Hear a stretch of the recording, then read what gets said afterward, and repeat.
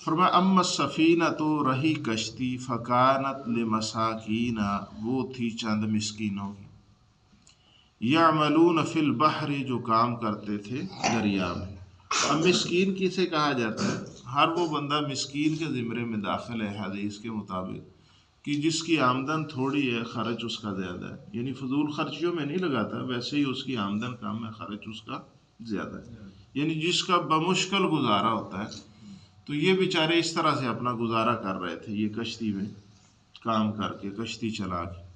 فَأَرَدْتُ عَيْبَهَا تو میں نے چاہا کہ اسے عیبدار کر دوں، وَكَانَ وَرَاءَهُمْ مَلِكٌ اور تھا ان کے آگے ایک بادشاہ، يَأْخُذُ كُلَّ سَفِينَةٍ غَصْبًا جو لے لیتا تھا ہر کشتی کو چھین کر، یعنی کشتی تو اب بھی باقی تھی، اب اسے وہ نہیں چھینے گا، کیوں؟ یہ عیب دار ہوگی، جو صاف نئی کشتی ہوتی تھی اسے وہ بادشاہ چھین لیتا تھا۔ تو حضرت خضر کہتے ہیں کہ میں نے اس کے اندر ایک عیب پیدا کر دیا ہے، بعد میں وہ انہوں نے شیشہ وغیرہ لگا کے اس کو جوڑ لیا، تو بہرحال چونکہ اس میں عیب پیدا ہو چکا تھا اس لیے وہ کشتی بادشاہ نے نہیں چھینی۔ تو کشتی کا پھٹا توڑنے کی وجہ یہ تھی۔ اب یہ اللہ تعالیٰ نے ان کو علم دیا تھا جس کی بنیاد پر انہوں نے یہ کام کیا، آخر میں انشاءاللہ سبق کے یہ ذکر ہو۔ دوسرا وَأَمَّا الْغُلَامُ اور رہا لڑکا فَكَانَ أَبَوَاهُ مُؤْمِنِينَ تو تھے اس کے ماں باپ مومن، فَخَشِينَا تو ہم ڈرے أَن يُرْهِقَهُمَا کہ وہ پھنسا دے گا ان دونوں کو طغیاناً وکفرا سرکشی میں اور کفر میں، یعنی والدین مومن تھے اور یہ بچہ بڑا ہو کر کیا بنے گا؟ کافر، تو ہم نے اس ڈر کی وجہ سے اس کو قتل کر دیا۔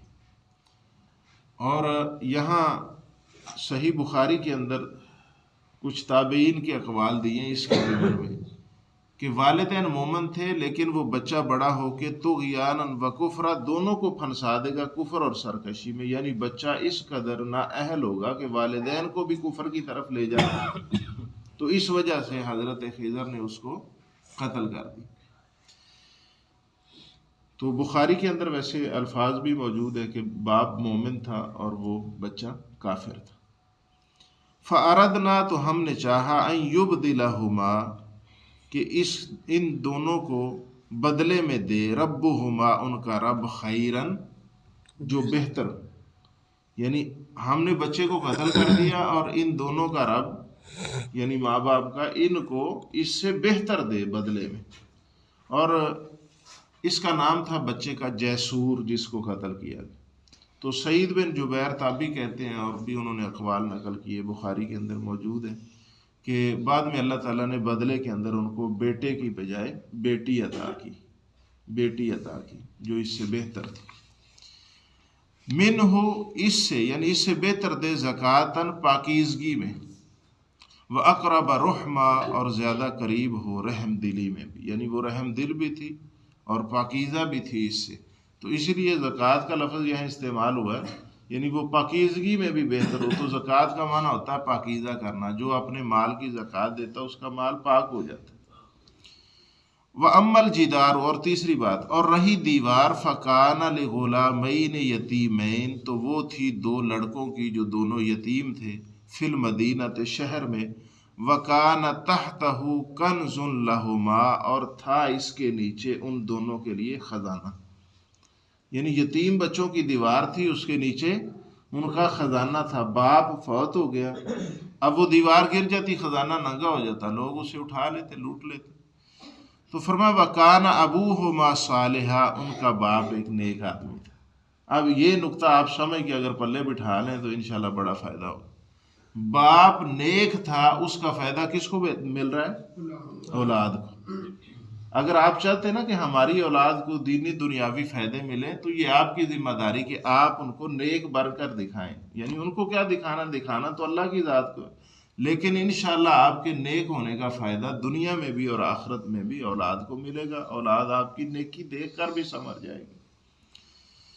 فَأَرَادَ رَبُّكَ تو چاہا تیرے رب نے أَن يَبْلُغَا اشدہما کہ وہ دونوں پہنچ جائیں اپنی جوانی کو، وَيَسْتَخْرِجَ اور وہ نکال لے کنزہما وہ اپنا خزانہ، وہ دونوں اپنا خزانہ نکال لیں. یعنی بچے یتیم تھے، چھوٹے تھے، تو دیوار گرنے والی تھی، حضرت خضر نے اس کو سیدھا کر دیا، اور جب وہ بچے بڑے ہوں گے تو اللہ کے امر سے وہ وہاں سے اپنا خزانہ نکال لیں گے.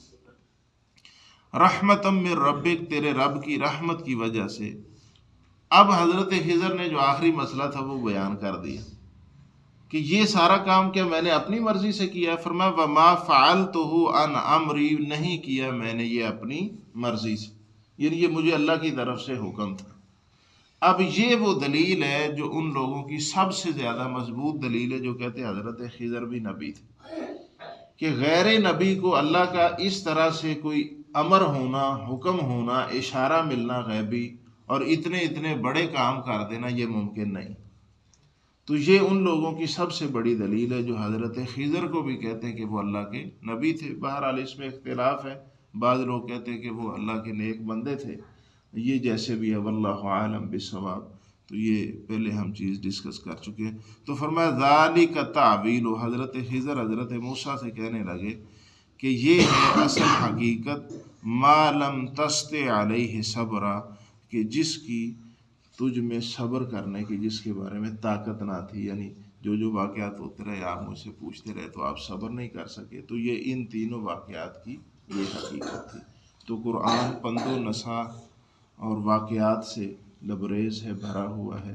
اسے کوئی سیکھے پڑھے تو انشاءاللہ اس کے لیے ہدایت کا راستہ کھلا ہی کھلا ہے.